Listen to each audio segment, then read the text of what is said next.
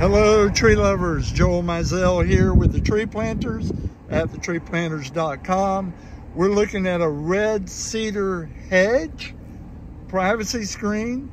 These trees are about 12 to 15 feet tall and they are a solid wall. I want you, my viewers, people that are looking for ways to get privacy, to understand what a gorgeous red cedar, southern cedar hedge privacy screen looks like.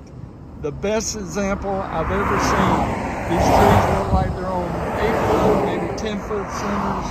They've all grown together. You can see through them in places. For the most part, it is a solid wall of privacy. I'm Joel Mizell with the Tree Planters at thetreeplanters.com. Have a great day.